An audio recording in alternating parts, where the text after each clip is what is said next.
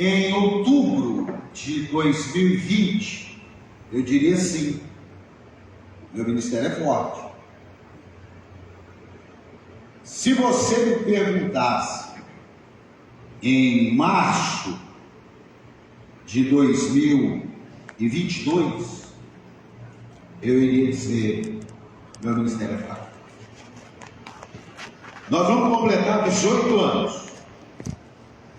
Em março de 2020, em outubro de 2020, eu diria, meu ministério é forte. Em março de 2022, eu responderia, meu ministério é fraco. Ou pode, em menos de 2 anos, a resposta mudar tão radicalmente. O irmão aqui, eu vi falando sobre a empresa. Sua empresa é forte? Sim. Pode, de repente, lá na frente, essa mesma resposta se tornar, não, a minha empresa não é forte. É a certeza que Jesus deu no texto e que vai provar se somos fortes ou se não somos fortes. A Bíblia diz, caiu a chuva. A Bíblia não está dizendo que talvez caia. A Bíblia não está dizendo que conforme suas escolhas vai cair. A Bíblia está dizendo, Jesus fez questão de deixar claro, caiu a chuva. A chuva cai. As tempestades vêm. Só sabemos o que é forte e o que é fraco de uma maneira: crise. Sua empresa de saúde, ela vai ser provada na crise. Ela não vai ser provada em ascensão. Ela não vai ser provada sem concorrência, sem alguém ter uma nova ideia. O ministério, ele não vai ser provado nos dias ensolarados. Ele não vai ser provado naqueles primeiros anos, onde todos estão muito alegres, muito felizes. Todo mundo é amigo de todo mundo ajuda tudo, todo mundo dá dinheiro. Não, é na hora que cai a chuva. E ali Jesus está dizendo, a chuva vai cair para quem edificou na rocha, e a chuva vai cair para quem edificou na areia. A diferença é que quem edificou na rocha vai suportar, e quem edificou na areia não vai suportar. E nós não estamos aqui falando se Cristo é a nossa rocha, porque Cristo é a nossa rocha. Amém. Mas eu estou falando de situações do ministério, situações na liderança, situações numa empresa, situações familiares. E é sobre isso que eu quero conversar com você. Como pode a minha resposta em menos de 2 anos mudar tão radicalmente? Acredito que eu tenho alguma coisa para falar aqui, amém? Amém. Amém ou não? Amém. Então, uma das coisas que eu quero falar é que eu descobri por que nós fomos tão abalados. É porque o ministério precisa aprender a suportar a crise. Digo, o ministério precisa aprender a suportar. O ministério não é um mar de rosa. O ministério não é. Jesus nunca colocou nada disso. Ele falou, vou enviar vocês como ovelhas no meio de lobos. Ele não escondeu. Ele não fez uma propaganda negativa nem positiva. Ele fez uma propaganda real do que é ministério. Por isso que há uma diferença daqueles que são chamados e buzinados. Que aqueles que são chamados, eles vão enfrentar as crises. Os que são buzinados mudam de lugar, mudam de empresa, mudam de igreja. Tem alguém aí ou não? Tem alguém aí ou não? Vocês lembram aqui no litoral, deve ter tido também, aquela época que se vendia um coco num carrinho, e também tinha na época suco de laranja que vendia no carrinho. Vocês lembram desses carrinhos? Muita gente entrou e gastou tudo que tinha, uma indenização, vendeu um carro e acabou com aquilo. Por quê? Porque ele viu uma boa ideia de alguém, ele viu alguém se dando bem, ele viu alguém ganhando dinheiro e falou, eu vou entrar também. Não é assim. Acabou esses carrinhos tudo. Por quê? Porque os ruins atrapalham os bons. Sabia disso? Os ruins atrapalham os bons. Pessoas que não estão prontas para fazer alguma coisa, atrapalham pessoas que estão fazendo bem aquela coisa. Quem está aqui? Amém. Isso aí acontece na empresa, isso aí acontece em qualquer lugar. E dentro dessa questão da crise, eu fui vendo e relatando algumas coisas que podem enfraquecer o nosso ministério e algumas coisas que vão fortalecer o nosso ministério, porque quando cair a chuva, vai fazer a diferença. Quando vier um problema, quando vier uma adversidade, quando vier uma crise, quando vier uma tempestade, vai fazer a diferença. Número 1, uma delas, é você que escolhe sua equipe, não é a sua equipe que escolhe você. Se você quer um ministério forte, cuidado quando alguém quer que você coloque alguém em algum lugar. Cuidado quando alguns critérios para que alguém ocupe algumas posições estejam ocupando aquelas posições. Quem escolheu a equipe foi Jesus.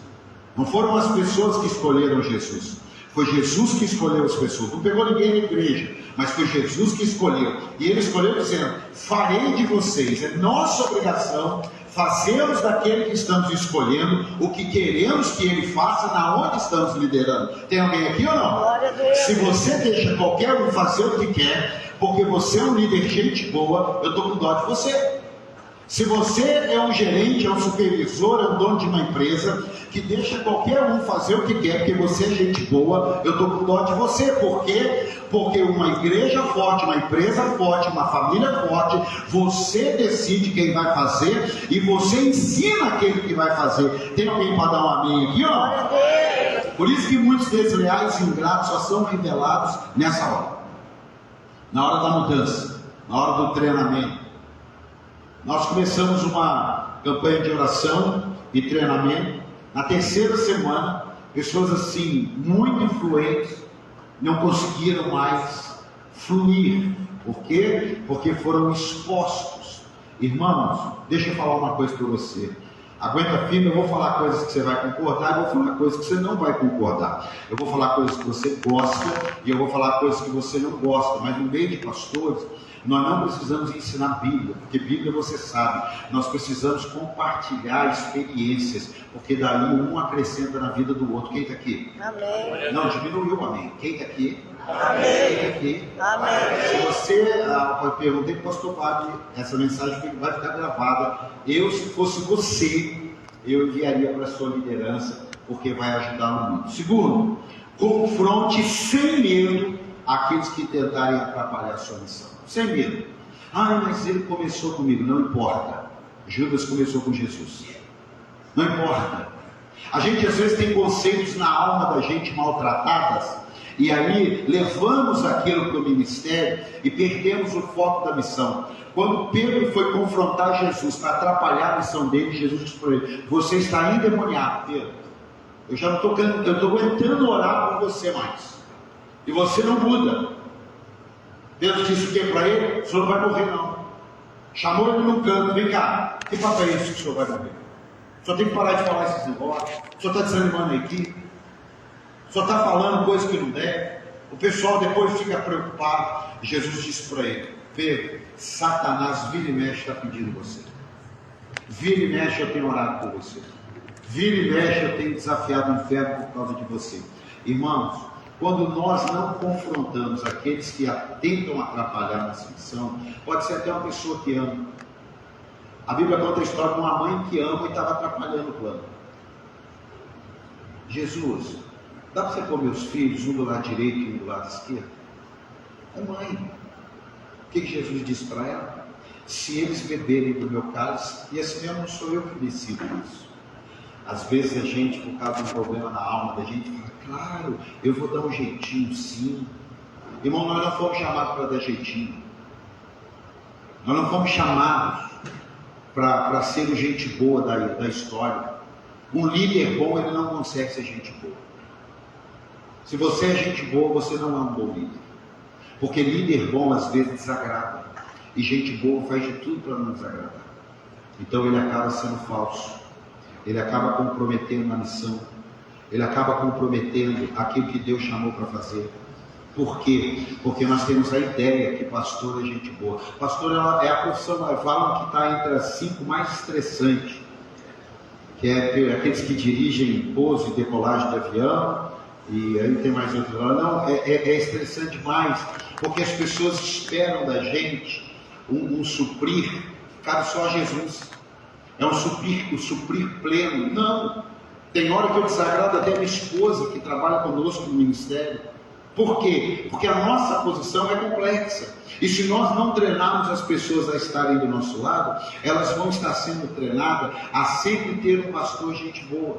Irmão, eu quero um pastor de Deus, eu quero um pastor que ande com Deus, eu quero um líder que tenha uma palavra de Deus, mas ele não precisa ser gente boa, porque se ele for gente boa, a hora que eu mais precisar dele, ele vai ser gente boa, ele não vai ser um bom líder. Eu vou mudar de assunto, porque esse aqui eu vi que vocês vão gostar. Escute, presta atenção nisso. Olha que coisa. 3 João 1,9.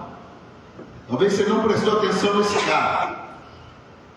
3 João 1,9. Tenho escrito a igreja, mas Diótrefes.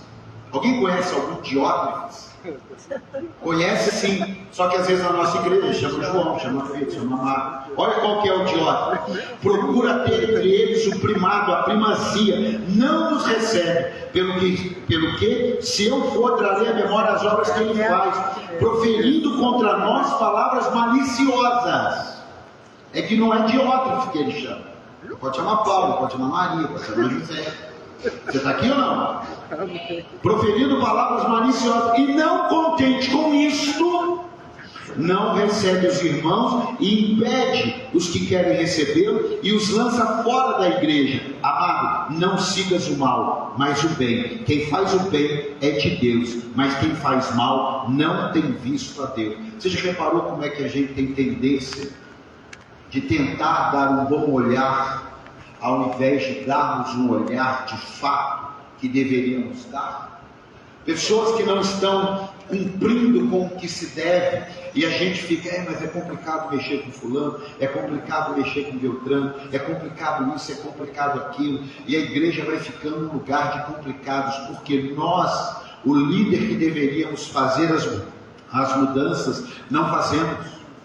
Ficamos preocupados com quem vai sair. Irmão, 18 anos de igreja, tem gente que entra e sai por tanta coisa.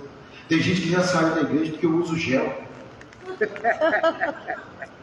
Tem gente que já saiu da igreja porque eu parei de usar terno. 12 anos nós usávamos terno. Eu falei assim, não vamos usar mais terno, vamos usar um tênisinho branco igual todo mundo, uma camisetinha, uma camiseta meio invocada, e gente saiu da igreja. Tem gente que saiu da igreja porque a gente pintou o fundo de preto.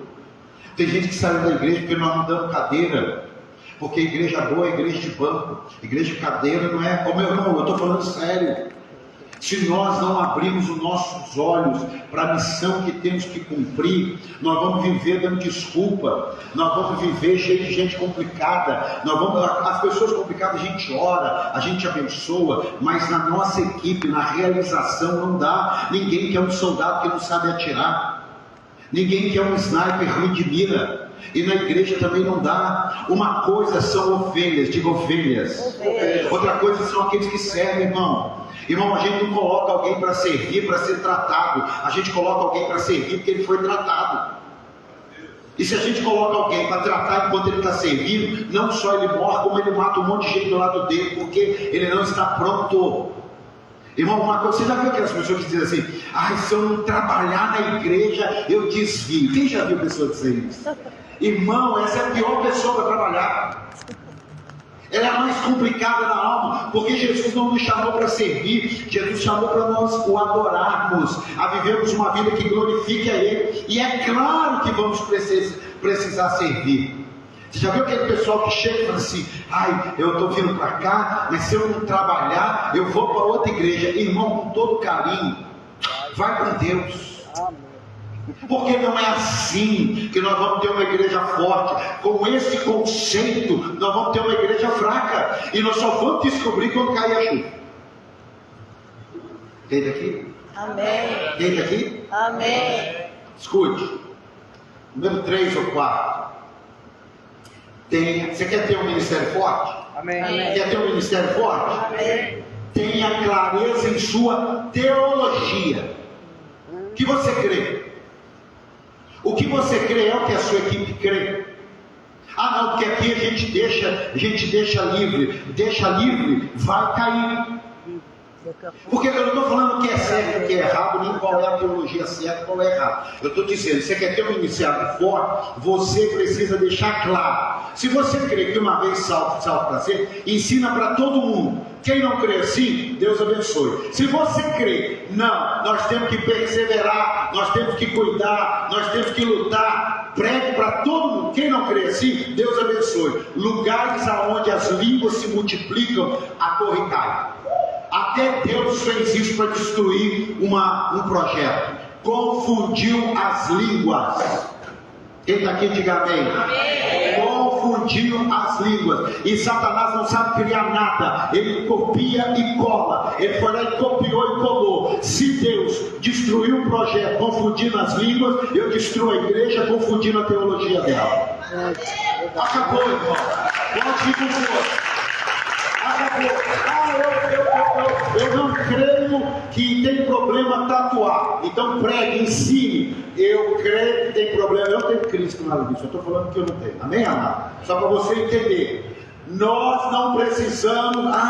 Mas se a gente falar isso, a gente perde. Irmão, quando você tem o que não é teu, é ruína.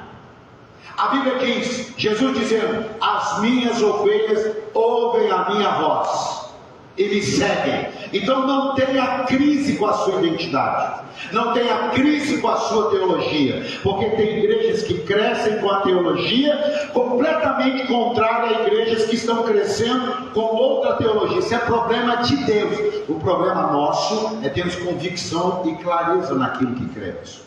Esse é o problema nosso. Escute isso. Somos livres para pensar diferente aqui. Aqui não tem problema nenhum. Irmão, pare. Eu já andei nessa rota. É só por isso que eu estou te falando. Não tem problema. O problema é que a gente ama Jesus. Só que na hora que cair a chuva, você vai ver que tem problema. Porque daí um está fazendo regressão, o outro está crendo na cruz, e aí fica aquele rolo na hora que a chuva está caindo. E o que acontece? Uma casa dividida não prospera. Então, crer errado ou certo é outro detalhe. Irmão, crer errado é melhor que crer dividido. Eu vou repetir. Se você estiver crendo errado, é menos pior que crer dividido. Porque pelo menos está todo mundo numa só linguagem, num só propósito. E se você creu errado, eu já tive que chegar no culto, pregar uma mensagem, coisas que criam errado. Qual o problema? Qual o problema? Quantas pessoas creram errado com coisas insignificantes? Quantas pessoas? Eu já falei para líder meu: irmão, volta lá e coloca uma gravata. Hoje é ceia. O que muda? A ceia com gravata ou sem gravata? Mas eu já cresci. Então, você crê, mesmo que errado, é menos pior do que cada um crê. Esse dia me mandaram um vídeo, uma canoa, e tinha 7 pessoas de um lado e 7 pessoas do outro. E 7 pessoas de um lado remavam para frente, e 7 pessoas do outro lado remavam também para frente. É incrível, eles na mesma força, não saía do lugar. Muitas igrejas não crescem porque não tem clareza. Cada um pensa o que quer. Agora nós somos parceiros agora, um presbiteriano e um assembleiano. Como parceiro? Como, irmão? Estou falando de irmandade, estou falando da liderança aqui, amém? Amém? Amém. Estou falando da pessoa, eu estou falando das crenças. É isso daí. Uma igreja forte tem clareza na sua teologia. Diga amém, dá um aplauso a Jesus aí. Você quer um ministério forte? Você quer um ministério forte, sim ou não? Sim. 2 querem. Você quer um ministério forte? Sim. Não negocie honra e lealdade, principalmente com os antigos. Eu vou repetir, eu sei que tem antigo que não vai gostar, mas vai curar a alma dele. Não negocie honra e lealdade, principalmente com os antigos. Porque às vezes, irmão, estou falando por maldade, eu vim aqui para abençoar você. Amém? Amém. Amém? Amém. Nós precisamos conversar conversas difíceis. Pesquisa lá essa terminologia, conversas difíceis. Conversas difíceis que fazem um casamento durar até que a morte separe. Conversas difíceis que fazem uma amizade durar até que a morte separe. Conversas difíceis que vão fazer um ministério durar até a volta de Cristo. São conversas difíceis, não são as fáceis. São as difíceis. O passar do tempo rouba a honra. Porque com o passar do tempo tem uma palavrinha chamada intimidade. O passar do tempo rouba a honra. Muitos casamentos acabam por quê? Passar do tempo, rouba a honra. Muitas igrejas têm problema por quê? Porque uma liderança, com o passar do tempo, rouba a honra. Pode ser um pastor jovem ou um pastor velho. Ele é o pastor da igreja. Sinto muito. Porque na hora da luta, da crise, Deus não vai perguntar para a liderança da igreja. Vai perguntar para você, líder, pastor, o que é que você escolheu? Ah, mas foi a mulher que tu me deu, foi a serpente, foi o inferno. Não interessa. O negócio com você. Eu confio para você. As esposas vão ajudar profundamente. A minha ajuda bastante. A do pastor Wagner eu sei que ajuda bastante. Mas o chamado é nosso. Quem responde somos nós. Quem é a pessoa que vai se tornar responsável pelo sucesso e pelo fracasso somos nós. Não é nossos filhos, nossa esposa e nossa equipe. E você aprende isso na pele na hora que cai a chuva. Ai, todo mundo está junto. A nossa igreja, todo mundo, sabe? Todo mundo. Eu tenho medo quando eu ouço isso. Porque isso funciona por um tempo. Isso não funciona para sempre. É como uma empresa. Você já ouviu falar do Pão de Açúcar? Sim ou não? Supermercado? Vocês lerem a biografia dele, vocês vão ver ele dizendo: chegou uma hora que nós estávamos falindo. Sabe por quê? Porque um filho meu que é triatleta estava cuidando de uma rede. Um filho meu que é não sei o que estava cuidando da administração. Eu chamei todo mundo, dei uma mesada para cada um, tirei todo mundo e profissionalizei. Na igreja não é para profissionalizar, mas é para colocar as pessoas com os talentos certos. Ah, mas ele aqui, desde quando eu estou no primeiro dia, e agora eu vou tirar ele do teclado, não é o caso do tecladista não, é só um exemplo. Eu vou tirar, porque senão o menino já vai sair chorando. É o caso do tecladista. Não, o mundo mudou, irmão. Não dá mais para... Olha o naipe, eu estava falando ali, o naipe do cara cantando aqui, irmão. Mudou, irmão. Não dá mais. Olha, você que está com uma empresa, não dá mais para ser meia boca. Aquele negócio que prosperava 30 anos atrás, do mesmo jeito hoje, não dura um ano no mercado. Você está aqui ou não? Está doendo, mas está ficando bom. É ou não é? É ou não é? Dá um calor quando a gente ouve isso, não dá? Eu vivi na pele, irmão, não ouvi não. Eu estou ensinando você só para você ouvir.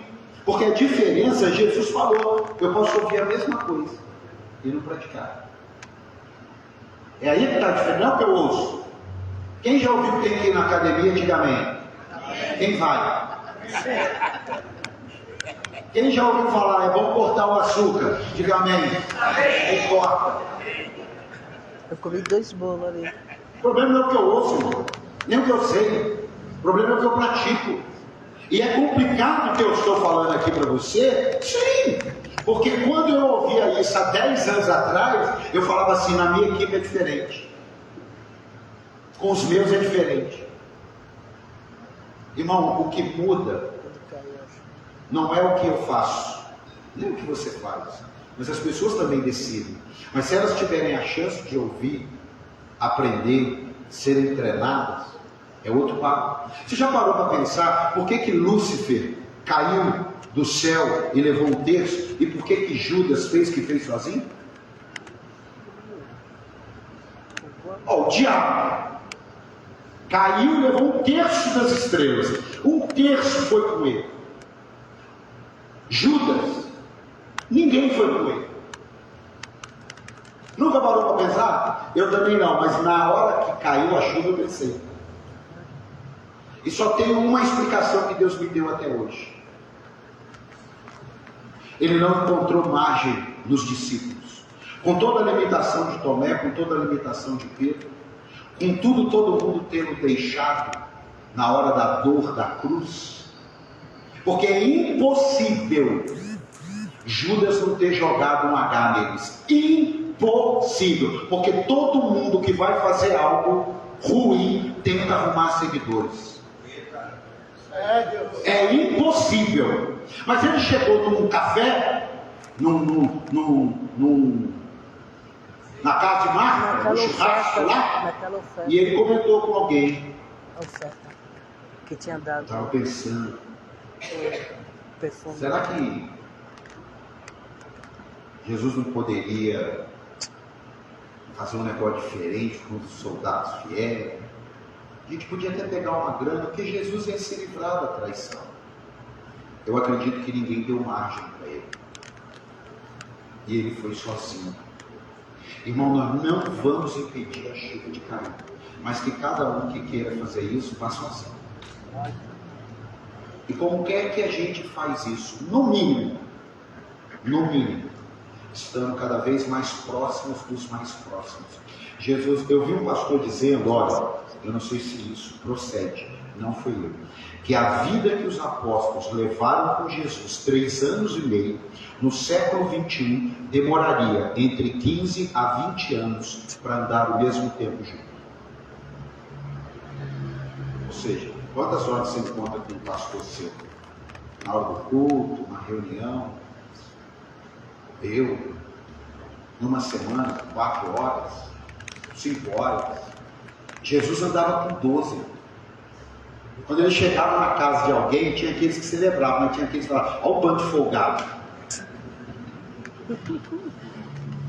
Então, 2, 3 anos e meio. E deu problema. Imagine a gente, 15 a 20 anos para andar junto. Por isso que tem pessoas que vão dar problema 10 anos depois, 12 anos. E a gente vai ter que estar pronto para isso. Veja só, tudo que eu estou falando aqui, dá uma paradinha. Não é porque vai eliminar, é para diminuir o problema na hora que cai a chuva. Porque vai ter, não tem jeito. Escute isso aqui, ó. Não negocie a honra e a lealdade, principalmente com aqueles que começaram conosco ou estão há muitos anos. Aqueles que mais amamos.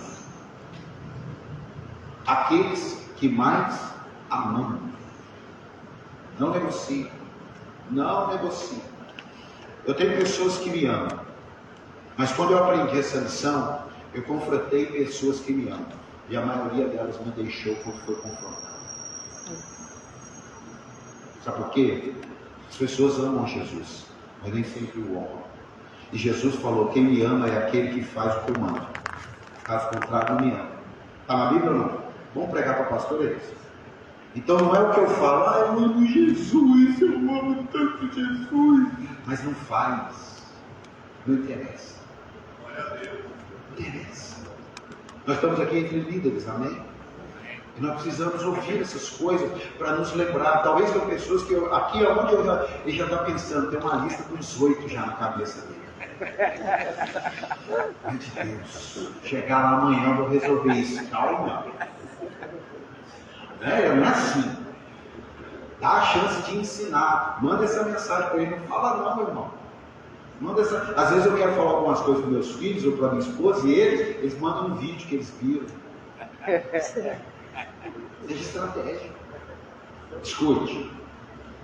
É muito difícil mexer esses assuntos, eu sei. Mas a gente precisa mexer.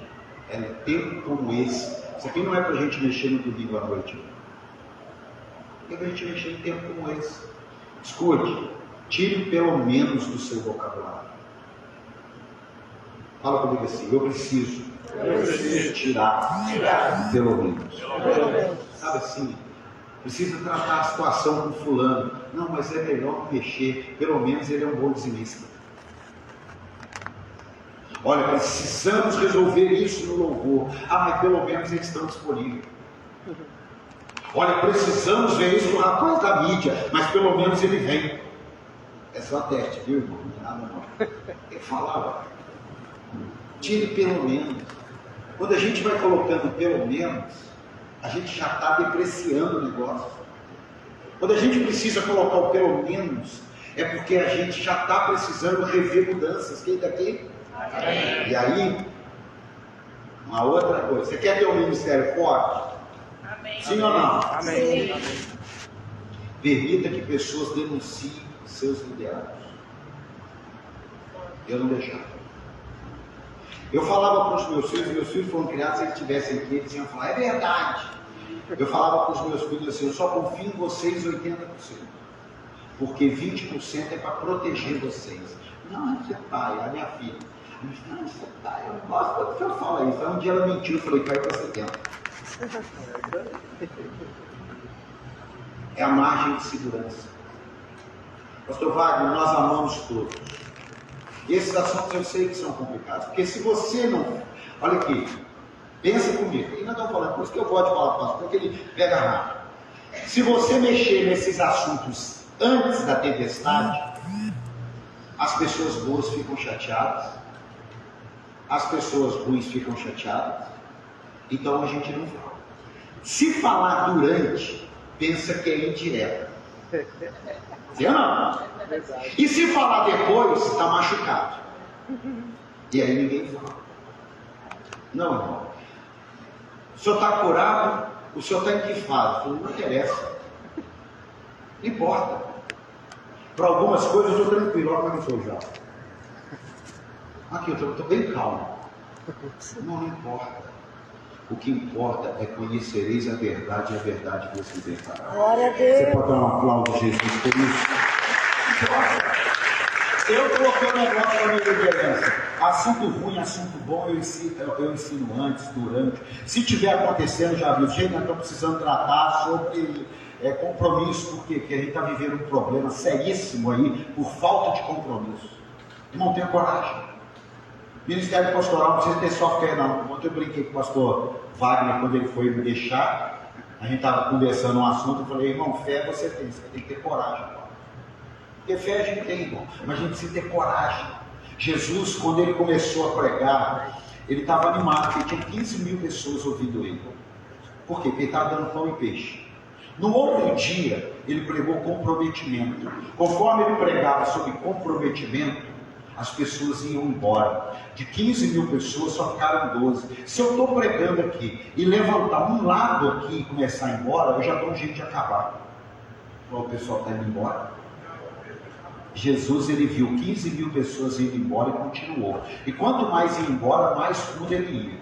E no final, ele não satisfeito falou, e vocês, não vão embora? Coragem. Coragem. Não. Para onde nós iremos? Fala para quem está do teu lado. Seja corajoso. Seja corajoso. Por que permitir pessoas denunciarem seus liderados? Porque eu não permiti.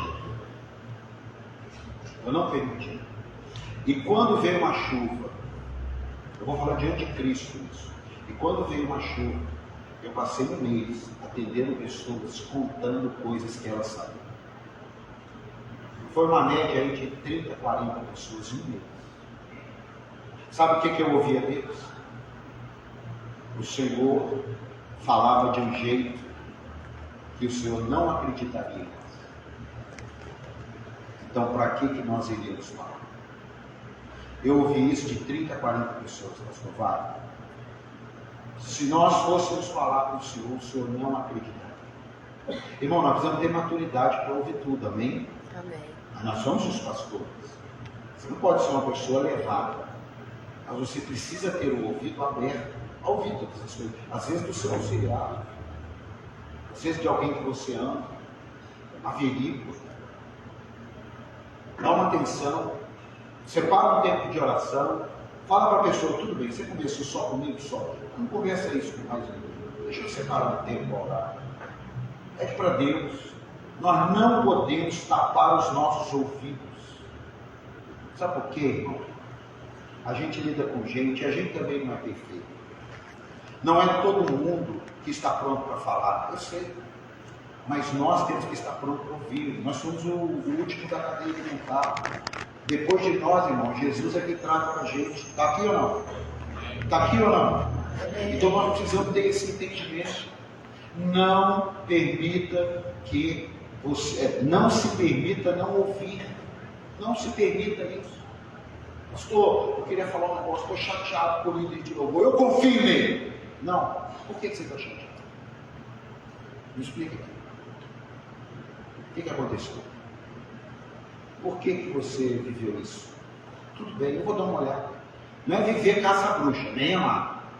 Mas não é se fechar. Eu me fechei. Eu falava, meus liderados têm plena confiança em mim. Não é assim. Eu sei que você está por dentro assim. Eu também já tive desse jeito. Eu já tive. Mas escute, irmão. Confiar no líder não significa fechar olhos para algumas realidades. Confiar. Tem que confiar. Se você não quer confiar em alguém, muda de profissão. Porque o pastor tem que confiar. Se é atraído hoje por uma pessoa, amanhã tem que pôr alguém no lugar dele. É o Matias. Tem que pôr amanhã o Matias. Eu agora vou fazer tudo sozinho. Então, você já sabe da metáfora do boi de chave? Boi de chave?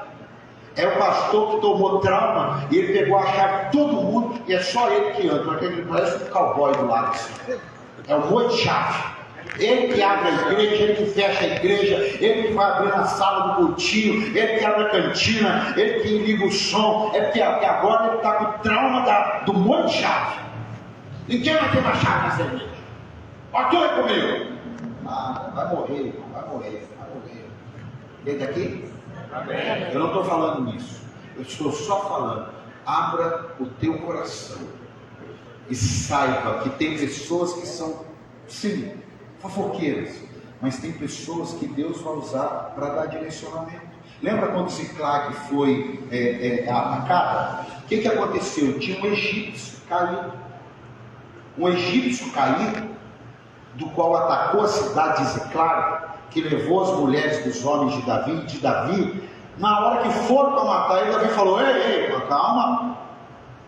calma, vamos ouvir o que ele tem para falar. Ô meu campeão, aconteceu? Nós fomos dar um ataque lá, e era falando do cara que tinha sido atacado. Nós fomos atacar uma cidade lá, eu fui ferido e deixado. Aí falou: a cidade que você atacou foi minha. Não me mata. Se você contar onde que eles estão, eu não te mato.